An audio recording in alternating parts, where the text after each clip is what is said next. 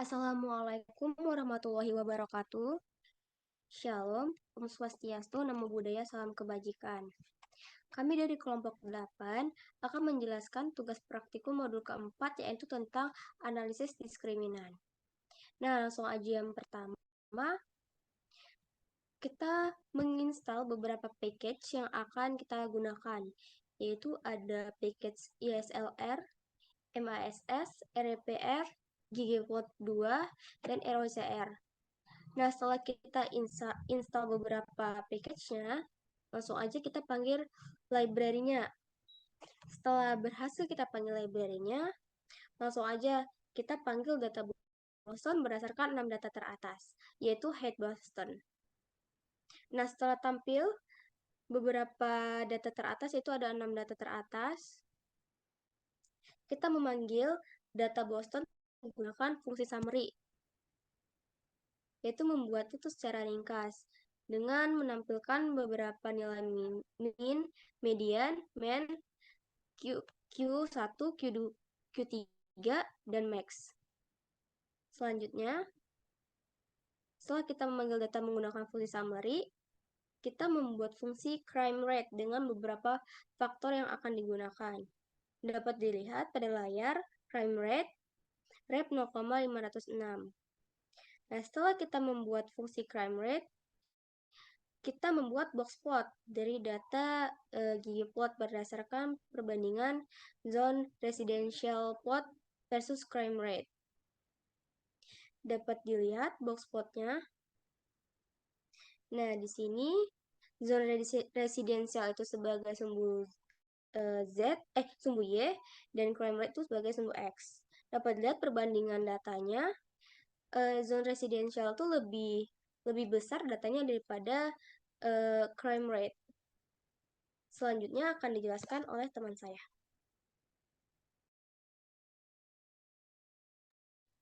Selanjutnya, kita akan membuat box plot dari data ggplot berdasarkan perbandingan industrial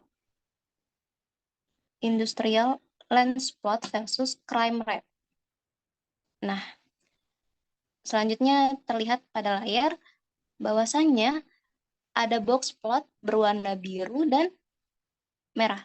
Nah, di sini yang sebagai X-nya yaitu crime rate dan sebagai Y-nya yaitu industrial. Selanjutnya, kita akan membuat box plot dari data ggplot berdasarkan perbandingan rooms per home versus crime rate. Terlihat pada gambar bahwasannya itu ada gambar box plot. Nah, setelah itu kita akan membuat box plot dari data ggplot berdasarkan perbandingan nitrogen oxidase concentration versus crime rate.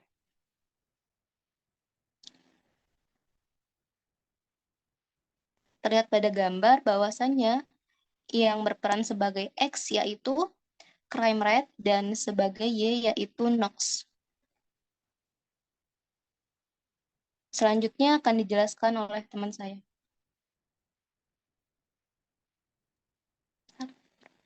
Baik, kemudian untuk selanjutnya ini kita membuat box plot dari data ggplot berdasarkan perbandingan H versus crime rate. Nah, di sini kita sudah menampilkan box plotnya. Untuk sumbu Y-nya ini dipegang oleh H dan juga sumbu X-nya dipegang oleh crime rate. Nah, lalu kemudian kita juga membuat box plot dari data berdasarkan perbandingan distance to employment centers versus crime rate. Untuk sumbu Y-nya ini dipegang oleh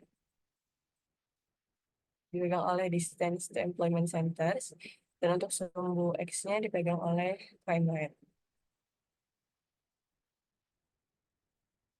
Lalu kemudian kita juga membuat box plot dari data berdasarkan perbandingan access radial highways versus crime rate, di mana untuk sumbu Y-nya yaitu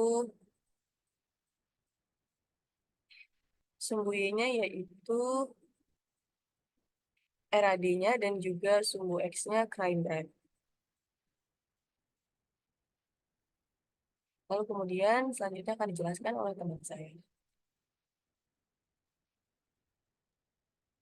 Baik, selanjutnya kita masih akan mencoba untuk membuat box plot untuk memvisualisasikan data.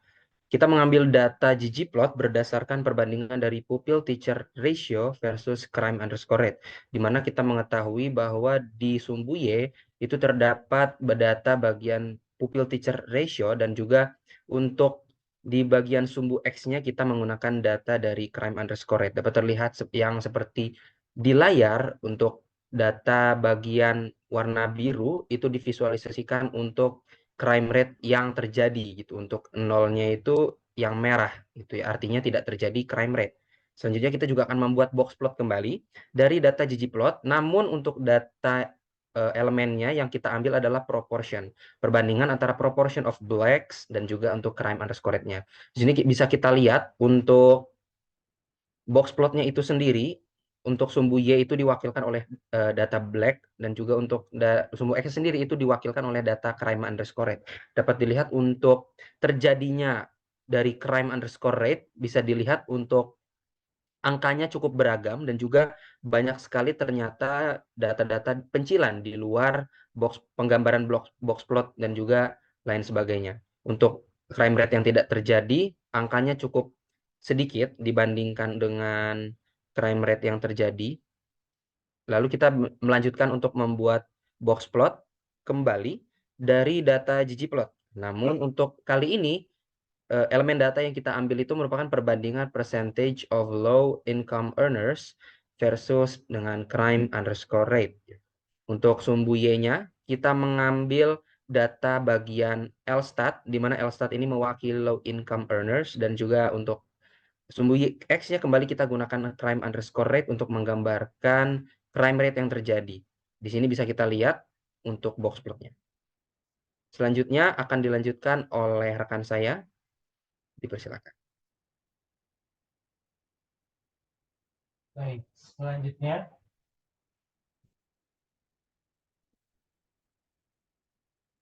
kita akan membuat data ggplot, membuat box plot melalui data ggplot kita dengan membandingkan data Y-nya adalah owner occupied house dan X-nya adalah crime underscore rate, sama seperti box plot sebelumnya, dengan kolom data yang berbeda kali ini.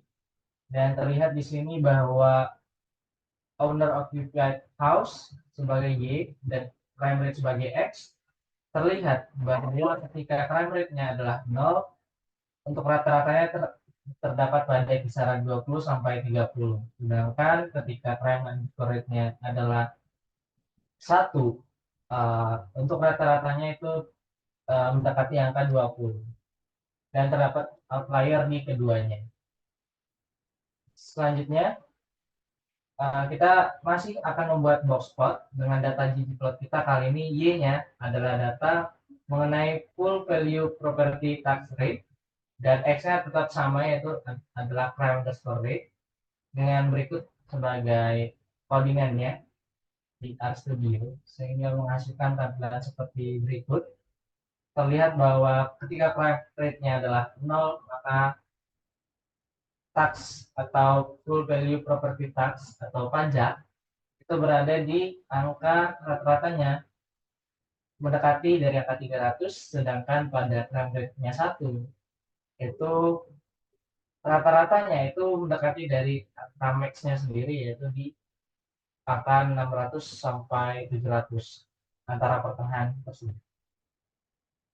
Selanjutnya, karena kita adalah membahas modul kali ini mengenai diskriminan analisis atau LDA, kita akan membuat fungsi setSheet yang kita gunakan untuk menentukan seed atau random number generator agar data keacakannya bisa diatur hingga antara percobaan pertama dan seterusnya menggunakan data acak yang sama. Jadi kita akan membuat pemodelan LDA-nya pada kali ini dengan membagi data kita, yaitu data ggplot tadi, ke dalam dua jenis data, yaitu data train dan juga data test, dengan codingan sebagai berikut dengan menggunakan sampling. Selanjutnya, kita akan membuat fungsi atau pemodelan dari LDA itu sendiri untuk menentukan rata-rata kelompok dan juga untuk setiap individu, serta menghitung probabilitasnya. Sehingga LDA.fit, LDA yang dimana kita crime rate di sini menggunakan data X-nya, dan kita akan menggunakan data train kita. Sehingga ketika kita panggil LDA.fit, maka akan muncul tampilan seperti berikut, menampilkan probability dari setiap huruf, yaitu ada crime rate 0 dan crime rate 1 menampilkan rata-rata sebagai berikut. Pada crime rate 0 menghasilkan probabilitas 0,485, ketika crime rate-nya 1 menghasilkan probabilitas 0,5148 atau 0,515. Dan di sini juga terdapat group means, yaitu rata-rata dari setiap kolom data pada kolom data ZN, Indus, CES, sampai MAPP. Dan juga kita mendapatkan koefisien dari LDA-nya pada setiap kolom data tersebut tadi, pada ZN sampai dengan MAPP, dengan angka yang beragam seperti berikut. Setelah kita melakukan pemodelan atau membuat fungsi dari LDA kita, maka kita akan menghitung rataannya berupa berdasarkan dari prediksinya. Jadi kita akan memprediksi dengan memasukkan data kita, yaitu data tes. Ketika kita ingin membuat, kita menggunakan data train, dan pada saat kita ingin menghitung atau memprediksi, kita menggunakan data tes kita untuk menguji seberapa akurat atau seberapa tepat prediksi dari pemodelan yang telah kita buat. Maka dengan codingan sebagai berikut menampilkan output sebagai berikut pula, yaitu ketika LDA class-nya 0 dan 0 itu akan menampilkan 191, 01 akan menampilkan 43, pada 10 menampilkan 5, dan 11 menampilkan 165. Selanjutnya kita ingin menghitung seberapa akurat dari model kita, itu accuracy.lda dengan codingan sebagai berikut, maka menampilkan akurasi dari model kita adalah 88%. Dan yang codingan paling bawah itu menunjukkan bahwa tes error kita adalah 12%.